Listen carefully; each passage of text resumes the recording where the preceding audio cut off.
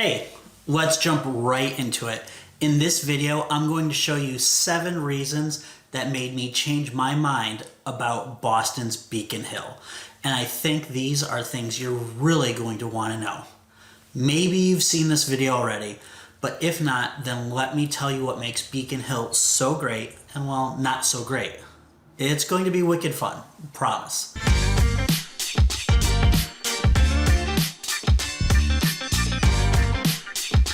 So if you're relocating to Boston, what's up everybody? This is Joe and we are the Turco group right here in Boston, Massachusetts. If this is your first time to the channel, you want to know everything about working, eating, sleeping, living, playing, and what it's like to be a Bostonian, then make sure you tap that subscribe button. Click the little bell so that you're notified every time we do a new video. Honestly, we get so many people calling who are relocating here, who absolutely love it.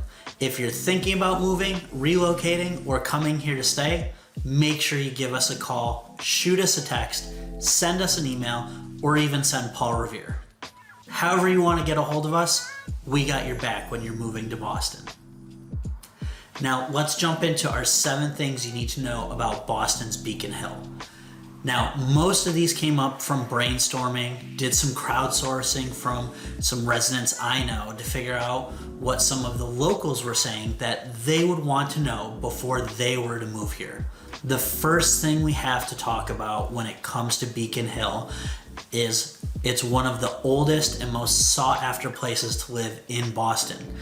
And it's gonna come with a price tag. Ranked as one of the most expensive neighborhoods to live in the US, you'll need to have a high budget to snag one of the homes here. With its gaslight street lamps, your classic New England brownstone homes that have been updated with, the finest modern amenities, and cobblestone streets, Beacon Hill is all about elegant and secluded sophistication while being located in the heart of Boston. If you love the look and feel, drop a comment because I want to know what you like better, the street lamps or the cobblestone streets, which brings more charm in your eyes. The second thing you should know is about the location of Beacon Hill itself. This neighborhood is nestled behind the Golden Dome of our State House. It's a peaceful community surrounded by parks, and it offers proximity to many of Boston's finest cultural institutions. It rests along the edges of Boston Common and the famous public gardens where, you'll find most families spend their day when the weather's nice. And its prime location also gives residents direct access to the T and makes it easy to get anywhere in the city, really. You might see me playing with my young son there. If you do, make sure to wave hello.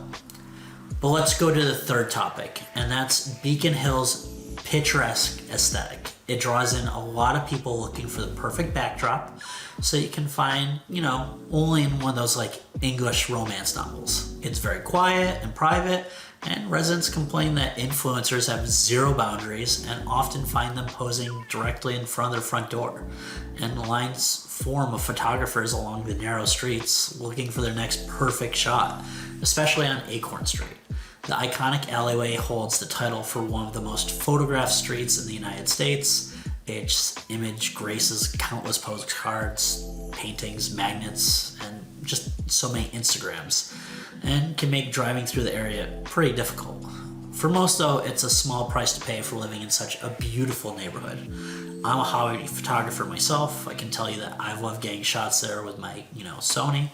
But that also leads me into our fourth topic, the very narrow streets. There are streets that are impossible for larger vehicles and trucks to go down, making moving and deliveries, a complete nightmare. On a positive note, because the streets are so narrow and difficult to navigate, most locals avoid driving in that area. So there's limited street noise and it's surprisingly quiet for being in the center of, a large city.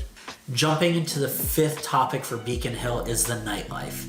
It is very limited. This area is all about being understated. There are a few local sport and wine bars, and if you know where to look, there are a few hidden culinary gems, but most locals prefer heading out during the day to one of the many bistros or cafes that is popular to hang out in, especially on Sunday for Boston locals. If you prefer your nights to be a little more lively, Boston's Theater District is a short 10-minute walk away. Number 6 is the neighborhood is known for charming antique shops lining Charles Street, as well as their boutique specialty shops that draw in an expensive clientele. The price tags still don't deter people all over Boston who just enjoy walking around the streets window shopping. Number 7, if you're not ready to commit to buying a home in Beacon Hill, it also has a large rental market. It attracts young professionals and families that prefer a more upscale neighborhood. It does come at a cost with an average price of $3,500 for a one-bedroom apartment. But most locals will tell you, well, there's no other place that they'd rather be. So everyone, it's been fun, talking about the 7 reasons that made me change my mind about Boston's Beacon Hill. And I have to say I'm a fan.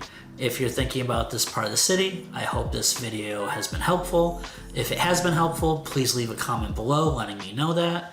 But again, you've got to reach out to us to find that perfect area that maybe you're thinking about living or want to go see. In order to do that, you got to give us a call, shoot us a text, send us an email, or even send Paul Revere. However you want to get a hold of us, we've got your back when moving to Boston or any of its suburbs. And until the next video, I'll catch you later.